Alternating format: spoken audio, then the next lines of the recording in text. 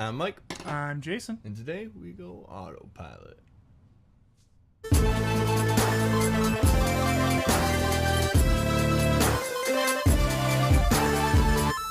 So who hasn't heard of Teslas?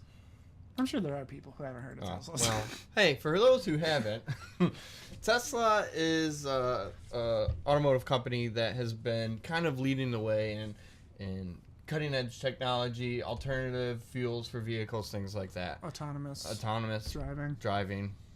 And that's what we're going to dig into.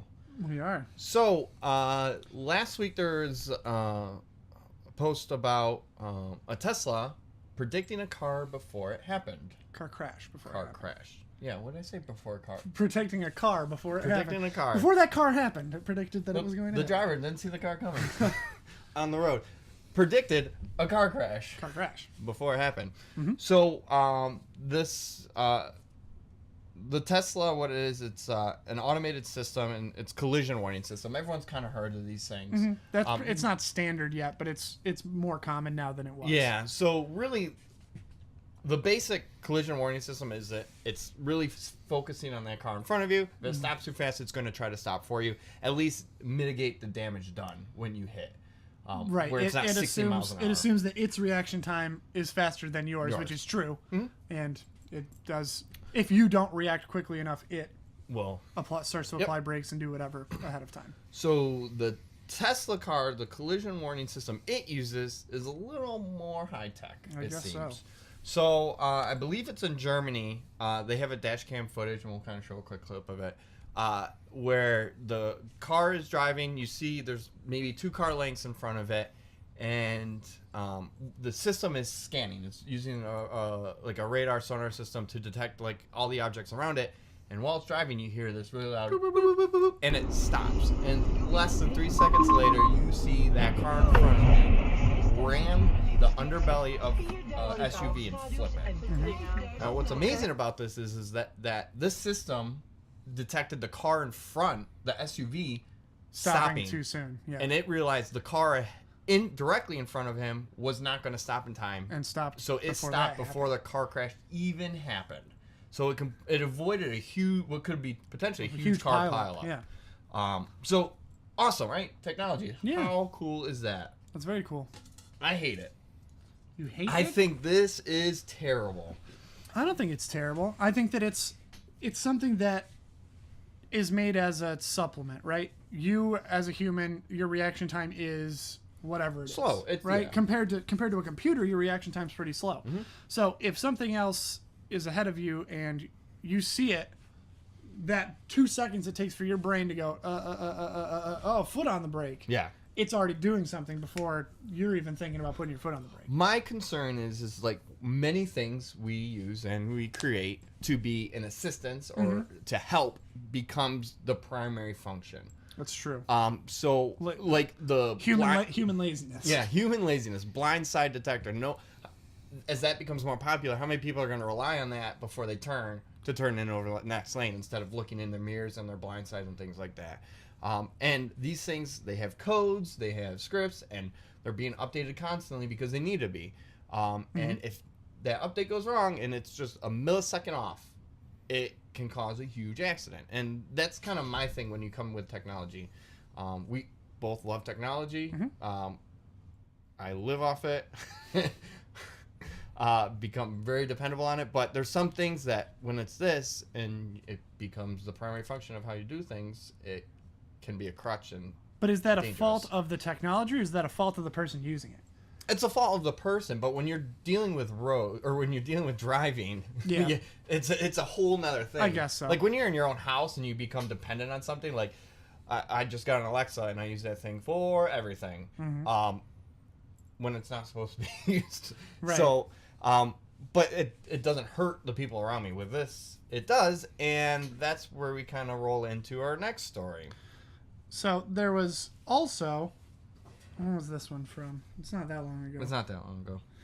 Last summer. Well, yeah, so over the summer there was a guy who had his Tesla on autopilot, and he apparently was watching, from what the story says, he was watching Harry Potter, and the Tesla's a tractor trailer merged into the lane that he was in, and it didn't stop. So at full speed, it went into the back of that tractor trailer, tore the top off of the car. The bottom part of the car kept going and ran into an electrical pole. Yeah. So kind of what we're going yeah, into. I guess my thing is that don't watch Harry Potter while you're driving. I don't care if there's like a Terminator car that you're driving that's supposed to do everything for you. Just don't. But this is this generation's or this era's cruise control. Remember when cruise control started to become popular and all the people who would put on cruise control and lay back and... I mean, I use cruise control when I drive. Yeah, well, back then people thought cruise control meant something else. Yeah, I guess that's true. But I guess that's the thing. It's like you don't. This is not. It's not a Google car. Yeah. Like this is. I mean, I guess autopilot. I don't know. I would be interested to know how much time and resource and testing has gone into that specific feature. Yeah. Compared to because like Google's not putting people in those cars. They've been running those around forever. Yep. And it's still being tested. So I guess it would be like saying, all right, here's a prototype of a brand new type of parachute. It's been tested a couple of times. It's good. Yeah. It's the best parachute that's ever been made. Are you going to be like, they're like, you can't if you want it, you don't get a backup parachute. Do you want to test that? No. No. So I'm also not the guy watching Harry Potter with my self-driving car. Yep. Like I'm like. But does it reinforce other bad behaviors where people are on their phones and? Yes, it definitely would. Yeah. So I guess people are lazy. People are lazy. And that's my concern. It's a combination of people are lazy. And the technology is still in its infancy. Well, and what sucks about this is like we said, Tesla is like leading the way when it comes to technology and things like this. And now I'm kind of fighting myself though, but things like that slow down Tesla's progress because it's off-putting. It's and you off-putting. have to do so much research to make up for that. People like me are like, ugh. Yeah, that one crash sets you back way farther than every advancement you make because people don't care how great it is if it's doesn't work sometimes. Yeah. So, well, tell us what you think. Leave a comment down below. But I believe it's time for our new segment. Hit or miss. Miss. I'm going to keep doing that until you replace me. It's coming quick, isn't it? Hey, guys, we applied for the FBI yesterday. If you'd like to apply to replace Mike because he keeps going miss, let me know. All right, so we're not going to Yellowstone. Michael? Yes? Do the honors. All right. So last time I put over here, so let's go on this side. 3, 2, 1. Again? I'm terrible at this.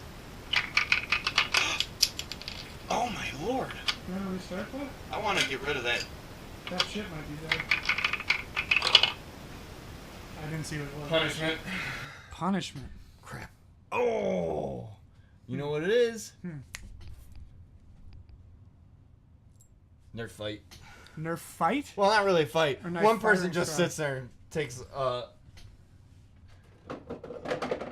We bought batteries for this. We bought batteries. Wow, it adds some weight with the batteries in here. Oh dear God, it's so back heavy. Not meant for stability.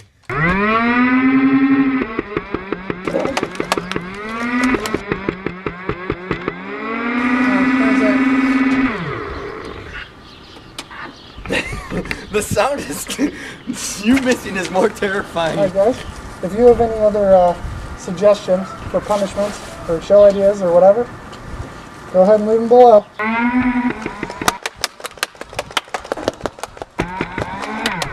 God, it's so loud. Dude, it's literally like being in a fishbowl and having someone throw rocks at it.